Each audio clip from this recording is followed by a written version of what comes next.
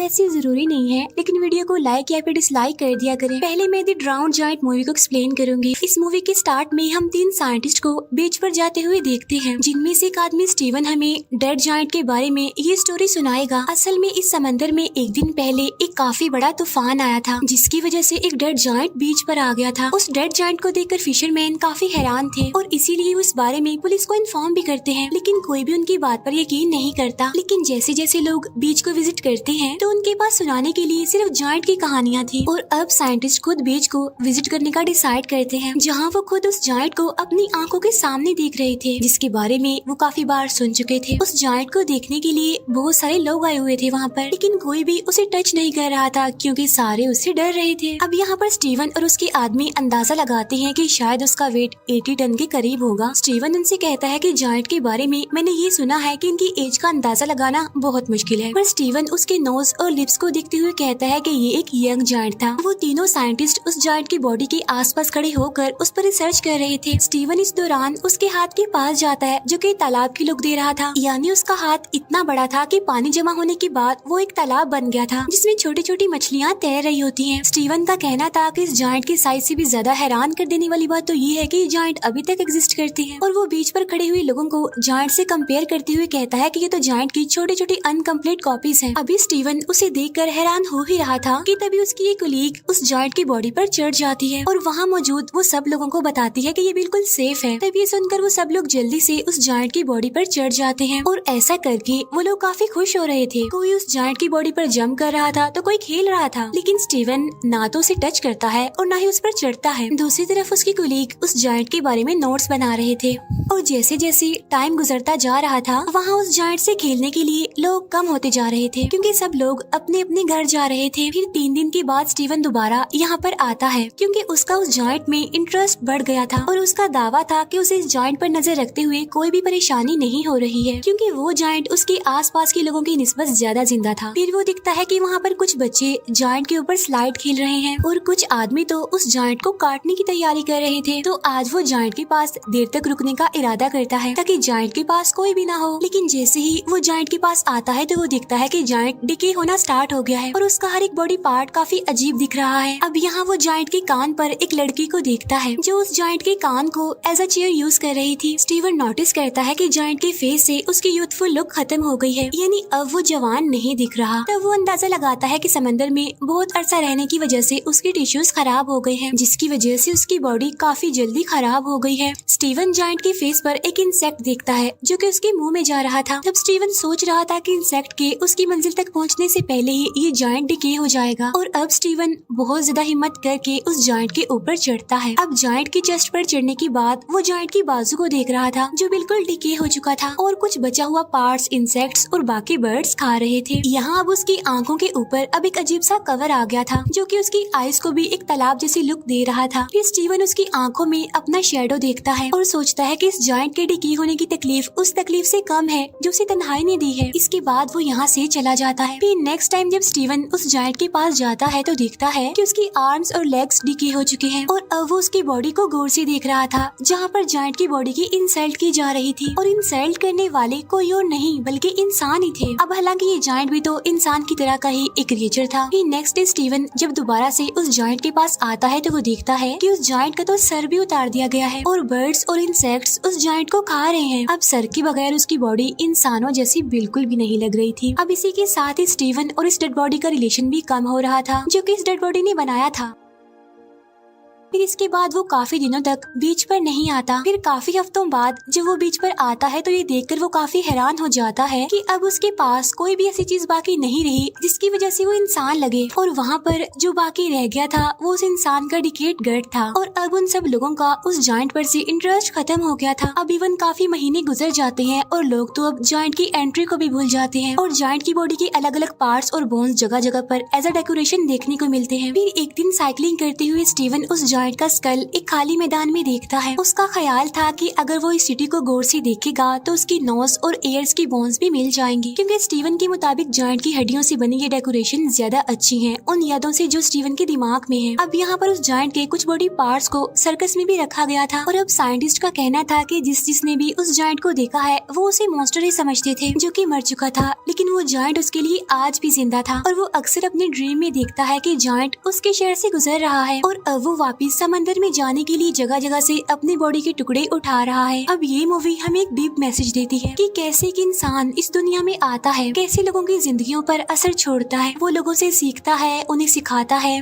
लेकिन फिर जब वो इस दुनिया से चला जाता है तो लोग उसे भूल जाते हैं। इवन दिन, महीने, साल गुजर जाते हैं लेकिन कोई उसे याद नहीं करता। सेम ऐसे ही जैसे हमने इस मूवी में देखा कि कैसे एक जायंट आया और सबके अट्रैक्शन बन गया, लेकिन फिर वही बात, दिन, महीने, साल गुजर गए लेकिन किसी को वो याद नहीं रहा। असल में यही इंसान की जिंदगी का कड़वा सच है कि जब तक कोई इंसान जिंदा रहता है तो लोग उसे याद रखते हैं, लेकिन अगर वही इंसान मर जाए तो थोड़े ही दिन बाद लोग उसे भुला देते हैं। और अब मैं एक्सप्लेन करूंगी आइस एज मूवी को। इस मूवी के स्टार्ट में हम एक कपल को देखते हैं जो कि एक न्यू अपार्टमेंट में शिफ्ट हुए थे। उनमें से आदमी जिसका नाम रोब था वो अपने घर में कुछ सामान लाते हुए नजर आता है। मीनवाइल उसकी वाइफ गेल घर में सामान सेट कर रही होती है। गेल को अपने इस न्यू अपार्टमेंट में एक पुराना फ्रिज नजर आता है जो कि लैंडलॉर्ड इस घर में छोड़ गया था। अब गेल उस अगली फ्रिज से परेशान थी, पर रोब उसे कहता है कि पुरानी टेक्नोलॉजी में जरूर कुछ अमेजिंग होता है, जिस पर गेल टॉन्टिंग वे में कहती है हाँ ये अगली सी मोटर जो इसके ऊपर लगी हुई है। अब गेल यहाँ पर न्यू फ्रिज रखना चाहती थी लेकिन रोब अभी न्यू फ्रिज अफोर्ड नहीं कर सकता था। गेल अपने हस्बैंड की चालाकी को मजाक में उड़ा देती है। अब वो दोनों इस इशू को यहीं पर छोड़कर ड्रिंक एंजॉय करने का सोचते हैं क्योंकि वो शिफ्टिंग करते हुए काफी थक जो गए थे। अब जैसे ही रोब फ्रिज में आइस लेने जाता है तो उसे फ्रिज आइस चंक से ढका हुआ नजर आता है। फिर आखिर वो बड़ी मुश्किल से एक क्यूब निकाल कर अपने ड्रिंक में डालता है। वो दोनों मिलकर बैठते हैं और अपने नए घर की खुशी को सेलिब्रेट करते हैं। अब ड्रिंक की एक सिप लेने के बाद रोब को आइस में कोई अजीब सा स्ट्रक्चर नजर आता है और जब उसे रियलाइज होता है कि वो एक जानवर है तो उसे अपनी आंखों पर यकीन नहीं होता। वो आइस क्यूब गेल को दिखाता है और पूछता है क्या सच में इसमें कुछ है। तब गेल जल्दी से मैग्नीफाइंग ग्लास लेकर आती है। वो एक छोटे से क्रिएचर को आइस क्यूब में फ्रीज देखते हैं। वो दोनों उस क्रिएचर को देखकर काफी हैरान और कंफ्यूज थी क्योंकि वो बहुत छोटी थी। वो नोटिस करते हैं कि इस छोटी सी क्रिएचर को हंट किया गया है क्योंकि उन्हें उसकी बॉडी में स्पेयर्स यानी नेजे नजर आते हैं। तब ये देखकर वो और ज्यादा हैरान परेशान हो जाते हैं और अब गेल जल्दी से जाकर फ्रिज से सारी आइस निकालती है तो यहाँ पर रिवील होता है कि इस फ्रिज के अंदर एक पूरी मिडिल एज सिविलाइजेशन वर्क कर रही है। फ्रिज के अंदर टाइम बहुत तेजी से गुजर रहा था। यहाँ का एक सेकंड गुजर रहा था तो वहाँ के हफ्तों गुजर रहे थे। अब ये देखकर वो दोनों हस्बैंड वाइफ काफी हैरान थे और वो ये भी सोच रहे थे कि ऐसा पॉसिबल कैसे हो सकता है। अब वो शहर के अंदर जो लोग थे वो भी इन दोनों को बड़े गौर से देख रहे थे। अब क्योंकि वो छोटे से थे इसीलिए वो इन दोनों को जायंट समझ रहे थे, लेकिन फिर भी उन लोगों को इनके यहाँ पर होने से कोई प्रॉब्लम नहीं थी। फिर कुछ देर बाद रोब उस छोटे से क्रिएचर को अपने घर के एक प्लांट में दफन कर देता है। वो छोटा सा क्रिएचर जिन्हें सबसे पहले आइस क्यूब से मिला था। इस बात पर गेल उसका दोबारा मजाक उड़ाती है। इसके बाद जब वो दोबारा फ्रिज खोलते हैं तो देखते हैं कि अब वो शहर मिडिल एज से इंडस्ट्रियल एज में चेंज हो गया है। वो भी सिर्फ इतने से ही टाइम में,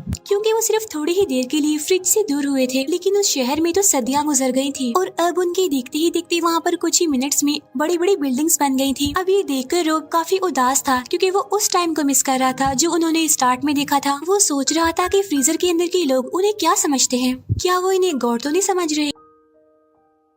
लेकिन तभी वो दो कंस्ट्रक्शन वर्कर को फ्रीजर के अंदर ही उन्हीं के बारे में बात करते हुए देखते हैं। वो कह रहे थे कि हम इन दो पागल जायंट्स को हर रोज देखते हैं और हम उस ब्रोकली को भी देखते देखते थक गए हैं जो गेल के दांतों में नजर आ रही थी। और अब उनके देखते हुए ही वो इंडस्ट्रियल कम्युनिटी मॉडर्न कम्युनिटी में चेंज हो जाती है और वहाँ की सारी बिल्डिंग सुपर स्ट्रक्चर में चेंज हो गई थी और साथ साथ उन्हें वो छोटी छोटी चीजें उड़ती हुई नजर आती है जो रोब को लग रहा था कि शायद ये प्लेन्स हैं। और टाइम को गुजरते हुए वो लोग काफी गौर से देख रहे थे। रोब अब इस एज को देखकर सरप्राइज था और सोच रहा था कि अगर ये हमारी दुनिया से रिजेंबल करता है तो इस मॉडर्न एज की बात क्या होगा। और इतनी ही देर में वो वहाँ पर एक लाइटिंग ऑब्जेक्ट को देखते हैं। तब रोब हैरान होता है कि ये क्या चीज है और वो उसे देखने के लिए करीब जाता है। इसके बाद वो जोरदार झटके से दूर गिरता है। अब गेल उसकी हेल्प के लिए उसके पास जाती है और उसका फेस जला हुआ देखती है, जिससे उनको अंदाजा होता है कि वो एक लॉन्चर था और वहाँ पर वॉर चल रही थी। फिर जब वो कुछ सेकंड्स के बाद वहाँ पर जाते हैं तो वहाँ पर सब कुछ खत्म हो गया था। अब वो इस फ्रीजर को बंद कर देते हैं क्योंकि वो इस वॉर को बढ़ाना नहीं चाहते थे। इसके बाद वो लोग पिज्जा ऑर्डर करते हैं, अपने खाने को काफी इंजॉय करते हैं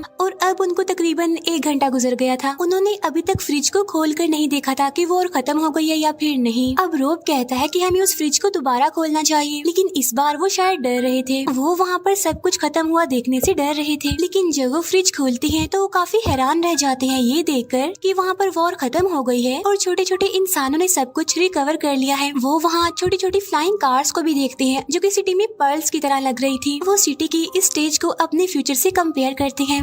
ये अब एक फ्यूचरिस्टिक लैंड थी जहाँ आसमान से बातें करती हुई सुपर स्ट्रक्चर बिल्डिंग इस सिटी को काफी अच्छा लुक दे रही थी। इसके बाद वो सिटी एक पिरामिड स्ट्रक्चर में चेंज हो जाता है जिससे बहुत सारी लाइंस कनेक्ट कर रही थी। अब रोब और गेल को लग रहा था कि सब लोग इस पिरामिड में रहते हैं। इसके बाद सिटी का वो पिरामिड स्ट्रक्चर सारे सिटीज को अपने अंदर अब्सॉर्ब करने लगता है और एक बड़ी सी एनर्जी बॉल में चेंज होकर फट जाता है, जिसकी वजह से सिल्वर स्पार्क उनके पूरे किचन में फैल जाते हैं, जिन्हें वो लोग बड़ी गौर से देख रहे थे और उन्हें ये सब एक फैंटेसी वर्ल्ड का पार्ट लग रहा था और वो स्पार्क किसी फायरफ्लाइज जैसे लग रहे थे। इसके बाद वो स्पार्क्स दोबारा जमा होकर फ्रीजर में चले जाते हैं, फिर एकदम से सब कुछ गायब हो जाता है। इसे देखकर वो लोग काफी कंफ्यूज हो जाते हैं। रोब को लग रहा था कि अब वो वापस आने वाले हैं, लेकिन गेल को ये लग रहा था कि सब कुछ खत्म हो गया है और असल में ये सब कुछ दुनिया के खत्म होने को जाहिर कर रहा है। रोब अब फ्रिज का स्विच बंद कर देता है। वो दोनों गले मिलते हैं। उन्होंने कुछ ही घंटों में ह्यूमैनिटी का स्केच देख लिया था जिसमें उन्होंने पास्ट, प्रेजेंट और फ्यूचर को भी ऑब्जर्व कर लिया था। नेक्स्ट मॉर्निंग वो कपल अपनी नॉर्मल लाइफ स्टार्ट करता है, पर अभी भी उनके जहनों में कल के बारे में कुछ सवालात थे और अब वो सस्पेंस में दोबारा से फ्रीजर को देखते हैं जहाँ वो छोटे छोटे इंसान वापिस आ गए थे और वो डायनासोर के मीट से अपना पेट भर रहे थे और कुछ तो डायनासोर से बचने के लिए भाग रहे थे। यानी अब ये ह्यूमैनिटी का स्टार्ट दिखाया जा रहा है। अब यहाँ इस कपल को दिखाते हुए ये मूवी भी एंड हो जाती है, जो अब दोबारा नेचुरल हैबिटेट में रहने वाले उन छोटे छोटे ह्यूमंस को देखने में बिजी हो गए थे। असल में ये मूवी हमें इस दुनिया की क्रिएशन, एवोल्यूशन और एंडिंग का कॉन्सेप्ट देती है, जिसमें इंसान की नेचुरल हैबिटेट से मॉडर्न एज तक का सफर बहुत अच्छे से एक्सप्लेन किया गया है। इस स्टोरी में वो फ्रिज जहाँ हमें मैनकाइंड की एज का कॉन्सेप्ट देता है, वही वो कपल हम इंसानों के बिहेवियर को शो करता है। यानी जब फ्रिज में वॉर शुरू हुई तो उन लोगों ने फ्रिज को बंद कर दिया और अपने आप में ही बिजी हो गए, और ये चीज इंसान की दुनिया को लेकर केयरलेसनेस को शो करती है। और लास्ट में लाइफ का उस पावर बाल की शक्ल में डिसअपीयर होना ह्यूमैनिटी की एंडिंग को शो करता है। और ये मूवी भी यहीं पर एंड हो जाती है। Thank you for watching.